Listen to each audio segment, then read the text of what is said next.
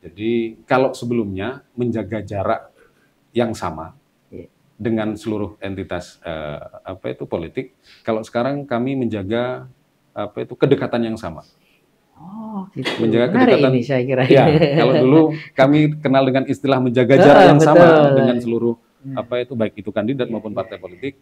Tapi kami hari ini menggunakan istilah menjaga kedekatan yang sama. Artinya apa?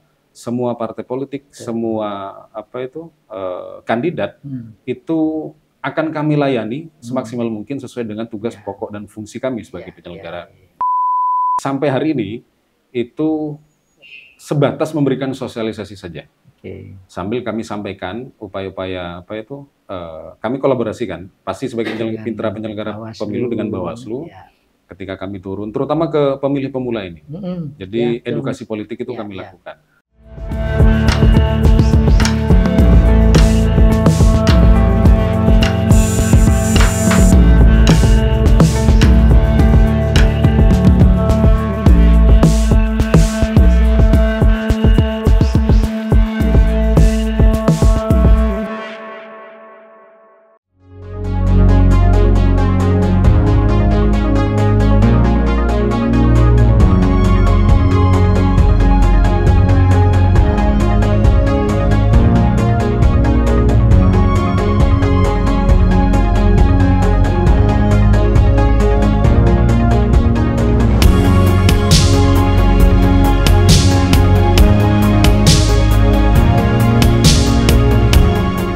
Assalamualaikum warahmatullahi wabarakatuh, Tribuners dan pemirsa harian Surya dimanapun berada. Giliran kali ini saya berada di kantor Komisi Pemilihan Umum atau KPU Kota Probolinggo.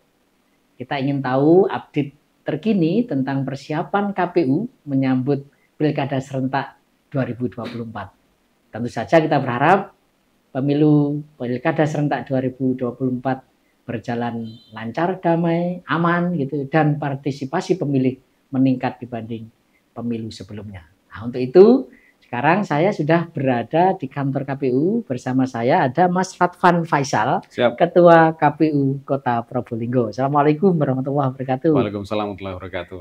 Ini Mas Radvan ya, kita panggil Mas Radvan aja karena masih muda ini. Mas Radvan, ini memasuki tahapan pilkada coklit, pencocokan dan penyelidikan. Bisa diupdate Mas, bagaimana hasil coklit beberapa hari ini setelah pelantikan Pantarlih 24 Juni kemarin? Ya. Saat ini memang tahapannya adalah proses pencocokan dan penelitian. Kemarin pasca pelantikan untuk Pantarlih, kita punya 651 Pantarlih se-Kota Probolinggo. Untuk berapa kecamatan Mas? Kita 5 kecamatan, 29 kelurahan, ada 326 TPS. Dari 326 TPS itu, masing-masing TPS ada 2 Pantarlih. Ada 1 TPS tapi yang hanya 1 Pantarlih, karena pemilihnya kurang dari 300. Jadi ya berarti yang sisanya itu di atas 400 ya? Ya, sisanya di atas 400. Jadi kalau di atas 400, 1 TPS itu ada 2 Pantarlih. Ini targetnya berapa pekan Mas bisa selesai coklit ini? Kalau masa tugasnya teman-teman Pantarlih itu 1 bulan. Dari 24 Juni kemarin sampai 25 Juli 2024. Dan dari data sementara yang masuk, ada kemungkinan peningkatan jumlah pemilih dibanding pemilu serentak kemarin atau justru penurunan, Mas? Meningkat pasti ya, karena kalau pada saat pilkada ini kita menyanding, ada proses sanding data dari DP4, daftar penduduk potensial, betul, itu dengan DPT pemilu terakhir, artinya pemilu tahun 2024. Pemilu itu 178.000, kemudian sekarang hasil sanding data itu di angka 179.000, jadi ada peningkatan sekitar 1.000 pemilih. Ya. Itu begitu. Karena kemarin belum punya hak pilih, sekarang sudah punya hak pilih gitu. Betul, ya kira-kira. Betul. Mas Radvan, mengacu pada pemilu serentak Februari kemarin ya, dan setelah evaluasi, kira-kira sebetulnya problem atau tantangan terbesar dalam penyelenggaraan pilkada ini nanti apa, Mas? Ya, kalau pemilu kemarin itu kan memang menjadi pemilu serentak kedua ya. Pemilu serentak kedua, tapi ada beberapa hal yang sifatnya kebaruan di situ. Yakni diantaranya adalah penggunaan sistem informasi rekapitulasi. Nah, penggunaan Sirekap ini menjadi tren positif sebetulnya setelah uji cobakan pada Pilkada tahun 2020. Jadi pada saat proses rekapitulasi hasil, masyarakat luas itu bisa memantau apa itu pergerakan suara, kira-kira begitu. Nah, hanya saja ya ini efeknya saja, dampaknya saja ketika ada problem kemarin misalnya di aplikasinya, saya pikir itu tidak terlalu signifikan karena memang pada pemilu 2024 ini pimpinan kami di KPRI itu menginginkan prosesnya itu terpantau oleh seluruh masyarakat se-Indonesia begitu. Bahkan di luar negeri, pemilih luar negeri juga bisa memantau itu lewat sistem informasi di infopemilu.kpu.go.id. Jadi dipastikan Sirekap ini akan tetap dijadikan salah satu tolak ukur untuk masyarakat bisa mengetahui hasil pilkada lebih cepat gitu. Betul, ya Mas. Betul. Tapi nanti pelaksanaannya disempurnakan sehingga tidak ada kontroversi seperti pemilu kemarin. Betul, pasti pimpinan kami sudah melakukan evaluasi itu dan setiap tahapan itu kami di kabupaten kota maupun provinsi itu ada semacam rapat koordinasi yang diantaranya adalah menyampaikan daftar inventarisasi masalah. Jadi apapun problem yang kami temui di lapangan itu kami sampaikan kepada pimpinan kami di KPRI untuk jadi bahan evaluasi. Kalau di Probolinggo sendiri, Mas Radpan, ya, pengalaman beberapa pilkada, kondisi kerawanan pilkada atau pemilu seperti apa sih yang kemungkinan terjadi di Kota Probolinggo?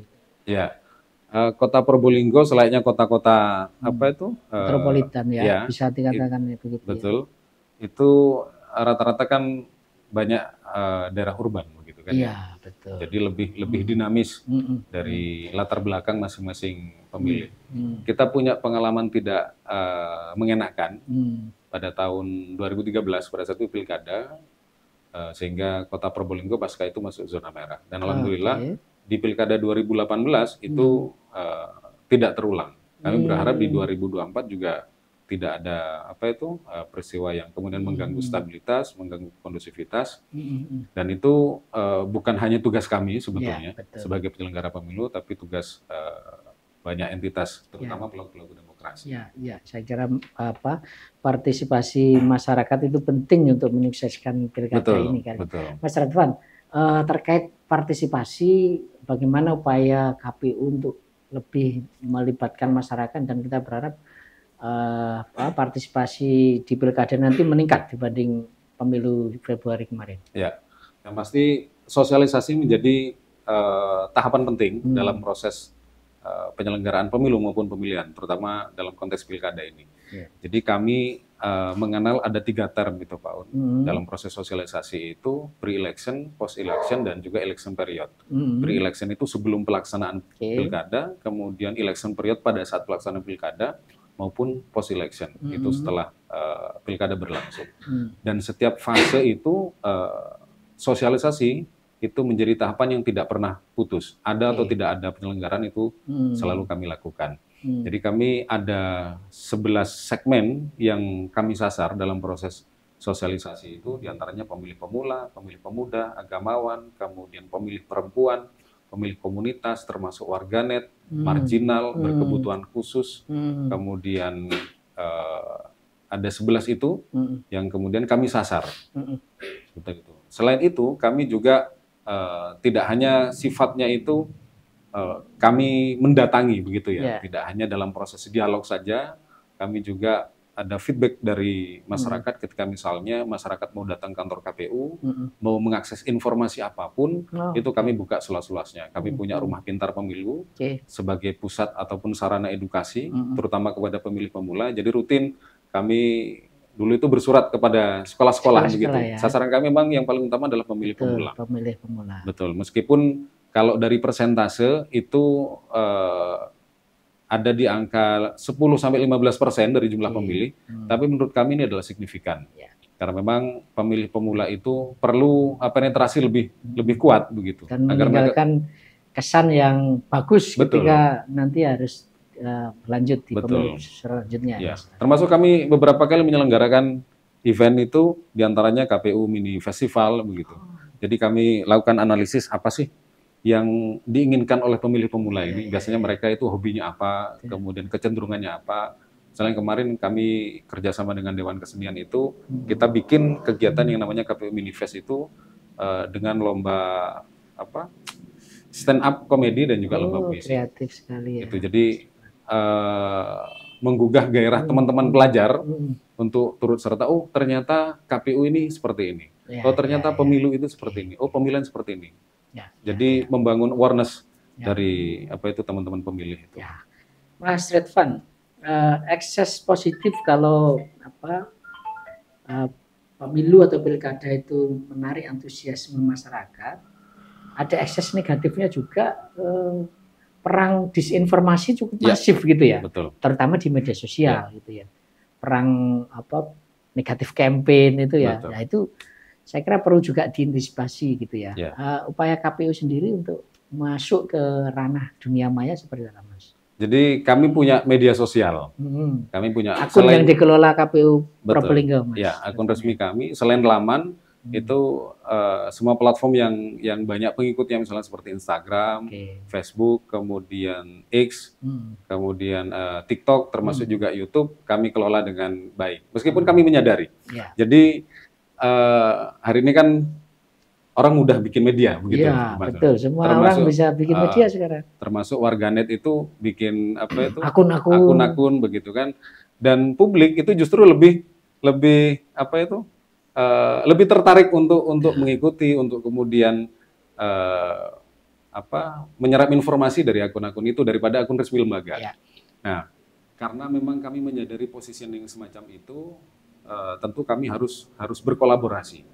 Berkolaborasi dengan misalnya kita punya teman-teman yang mengelola media sosial di Kota Probolinggo ini maupun di Probolinggo Raya, itu yang banyak viewernya. Buzzer yang konotasinya positif ya. Betul. Kami kolaborasi dengan mereka, terutama kami kolaborasi dengan teman-teman media mainstream itu pasti. Kami tidak mungkin bisa menyampaikan informasi secara luas itu tanpa dukungan dari teman-teman media. Begitu. Jadi ini yang kami pelihara komunikasi positif ini dengan teman-teman semata-mata karena kami menyadari bahwa untuk menyampaikan informasi itu tidak bisa satu pintu melalui kami. Kami butuh kawan-kawan semua. Pengalaman selama menjadi penyelenggara, apakah pernah mengalami hal yang ekstrim gitu, Mas? Ada caci maki di akun resminya KPU atau protes atau apa gitu selama ini di dunia maya? Kalau di Kota Probolinggo relatif tidak ada. Karena memang misalnya seperti kemarin pada saat yang rame-rame itu, pada saat pemilu itu ketika BIMTEK KPPS misalnya begitu. Alhamdulillah di Kota Probolinggo semuanya clear, meskipun ada pertanyaan-pertanyaan kami sampaikan. Jadi kami menyampaikan kepada kawan-kawan semua, baik itu ad hoc terutama, PPK, PPS, bahkan KPPS. Kemarin pada saat BIMTEK kita bikin BIMTEK kolosal begitu, dan kami sampaikan kepada teman-teman, kalaupun ada hal-hal yang tidak nyaman, silakan sampaikan kepada kami. Karena kami menyadari KPU itu adalah lembaga yang sehari-harinya itu mengawal proses demokrasi. Jadi kami buka ruang demokrasi seluas-luasnya, misalnya ada saran, kritik, masukan, kami tidak antipati terhadap itu. Jadi semua proses alhamdulillah pada saat pemilu itu berjalan dengan lancar. Alhamdulillah. Mas, satu hal yang menjadi tugas berat KPU itu adalah menjadi penyelenggara yang adil bagi semua gitu ya, tidak memihak. Tapi ada kalanya KPU juga diintervensi gitu ya, terutama misalnya kalau ada calon incumbent gitu. Punya pengalaman seperti itu, dan kira-kira kedepannya kalau nanti misalnya ada salah satu incumbent atau mantan incumbent yang mencalonkan diri, apa yang dilakukan KPU, Mas, agar biar tetap di tengah menjadi penyelenggara pemilu? Ini kita awali dari proses koordinasi. Ini sebagai bentuk mitigasi saja. Jadi kami awali dengan proses mitigasi. Dulu kami punya program yang namanya Spirit, sosialisasi pemilu pasca pemilu 2019, sosialisasi pemilu dan komunikasi intensif. Jadi pada saat itu kami datang ke seluruh partai politik, baik itu parlemen maupun non parlemen, kami sampaikan bahwa KPU itu memegang teguh asas dan prinsip sebagai penyelenggara pemilu. Di antaranya adalah independensi dan juga integrity. Itu penting. Artinya awalan ini kami berharap teman-teman partai politik, kandidat itu menyadari dan memahami posisi kami sebagai penyelenggara. Itu pertama. Kemudian yang kedua, ada semacam istilah yang harus kami pegang waktu itu. Jadi kalau sebelumnya menjaga jarak yang sama dengan seluruh entitas politik, kalau sekarang kami menjaga kedekatan yang sama. Oh, gitu. Menjaga Menarik kedekatan ini saya kira. Ya, kalau dulu kami kenal dengan istilah menjaga jarak yang betul. sama dengan seluruh baik itu kandidat maupun partai politik. Tapi kami hari ini menggunakan istilah menjaga kedekatan yang sama. Artinya apa? Semua partai politik, semua kandidat itu akan kami layani semaksimal mungkin sesuai dengan tugas pokok dan fungsi kami sebagai penyelenggara pemilu. Nah, kalau soal intervensi, intimidasi itu sejauh ini tidak ada, karena komunikasi kami cair dengan itu karena sudah betul mitigasinya roadshow kemana-mana. Saya kira itu memang kalau justru nggak harus menjauhi gitu ya Mas. Ya. Kalau ini justru dekat tapi semuanya didekatin. Betul, gitu. Menarik sekali Mas Ridwan. Mas Ridwan, pemilu Februari kemarin harus kita akui politik uang masih menjadi bagian. Mewarnai di penyelenggaraan pemilu kemarin, dan di pilkada banyak pihak menyatakan ini juga akan ada potensi itu gitu ya, politik uang. Nah, Mas Ridwan sendiri sebagai ketua KPU melihatnya seperti apa sih? Apa ini bukan fenomena ya, tapi ini kayak tradisi yang harusnya kita makin lama harus kita kurangi gitu. Betul. Gimana komentarnya Mas Ridwan? Jadi kalau beberapa pakar itu berpendapat money politik atau politik uang ini seperti menjadi budaya. Karena ada simbiosis mutualisme antara kandidat dengan pemilih. Ini saling membutuhkan. Saling membutuhkan. Ada interaksi semacam itu. Jadi kandidat itu butuh suara, sementara pemilih tidak akan merelakan suaranya terbuang cuma-cuma. Kira-kira begitu. Nah, kami sebagai penyelenggara pemilu sampai hari ini itu sebatas memberikan sosialisasi saja. Sambil kami sampaikan upaya-upaya kami kolaborasikan pasti sebagai mitra penyelenggara pemilu dengan Bawaslu ketika kami turun, terutama ke pemilih pemula ini. Jadi edukasi politik itu kami lakukan, termasuk kepada pemilih yang secara usia, artinya mereka sudah melewati beberapa fase penyelenggaraan pemilu dan pemilihan. Memang kami menyadari soal efektivitas dan efisiensi penyelenggaraan sosialisasi ini kan kembali kepada masyarakat itu sendiri. Tapi setidaknya kami tetap memegang teguh salah satu cara kami untuk mengantisipasi semakin merebaknya potensi politik uang. Tidak hanya kepada pemilih, tapi juga kami nyampaikan itu kepada kandidat. Karena saya yakin begini, kandidat itu sebetulnya punya kesepahaman dengan kami, begitu kan? Punya kesepahaman dengan kami. Mereka tidak ingin sebetulnya mendapatkan suara itu dengan harus membeli, begitu kan? Justru yang harus mereka lakukan dan mereka bersepakat adalah bagaimana ide dan gagasan itu yang diterima. Bukan kemudian dengan membeli suara, kemudian mereka duduk. Saya yakin semuanya akan punya pemahaman yang sama. Hanya saja kan karena memang kondisi yang ada itu kan tidak sepenuhnya ideal. Tidak sepenuhnya ideal. Artinya akhirnya kondisi-kondisi semacam itu terus berulang. Jadi kami intensifkan terus untuk memberikan edukasi kepada masyarakat. Dan saya kira itu menjadi tugas kita bersama lah untuk memerangi budaya politik uang itu. Betul. Karena kalau kita memahami integritas itu bukan hanya penyelenggara. Integritas itu juga harus dipegang oleh partai politik, oleh kandidat, termasuk oleh pemilih. Pemilih terutama yang saya kira menjadi poin pentingnya. Betul itu. Baik, Tribuners dan pemirsa Harian Surya, tadi luar biasa sekali penjelasan Mas Radvan Faisal, cukup clear gitu ya, terkait bagaimana kita bisa membantu Komisi Pemilihan Umum agar pilkada nanti berjalan lancar. Dan ini untuk di penutup, Mas Radvan Faisal silakan memberikan himbauan atau harapan kepada pemilih dan stakeholder agar pilkada serentak 2024 di Kota Probolinggo berjalan lancar. Silakan Mas. Siap. Kepada seluruh masyarakat Probolinggo maupun di luar masyarakat Probolinggo, kita punya tanggung jawab bersama untuk mensukseskan penyelenggaraan pilkada di tahun 2024. Jadi kepentingan kita hari ini bukan hanya memilih orang untuk menjadi pemimpin, tapi memastikan orang terpilih itu menjalankan visi dan misinya selama satu periode ke depan, begitu. 5 tahun ke depan sampai tahun 2029. Karena itu kami mengimbau kepada masyarakat untuk datang ke TPS pada tanggal 27 November tahun 2024 memilih sesuai dengan nuraninya. Jangan memilih karena faktor money politik, karena faktor intimidasi, atau karena faktor hanya sekedar kenal tapi tidak tahu bahwa yang bersangkutan tidak punya kompetensi sebagai pemimpin. Dan kami punya tanggung jawab besar, dan ini juga dibantu oleh, kami berharap dukungan seluruh masyarakat Kota Probolinggo, termasuk mitra penyelenggara kami, Bawaslu, pemerintah daerah, stakeholder terkait, bantu kami untuk menyelenggarakan pemilu ini tidak hanya sukses dari sisi prosedural, tapi sukses dari sisi substansial. Kira-kira begitu, Pak. Oke, luar biasa. Baik, Tribuners, saya Tri Mulyono, pemimpin redaksi Tribun Jatim Network.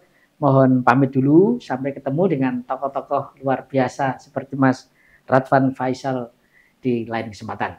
Saya undur diri. Assalamualaikum warahmatullahi wabarakatuh. Download Tribun X sekarang. Menghadirkan lokal menjadi Indonesia.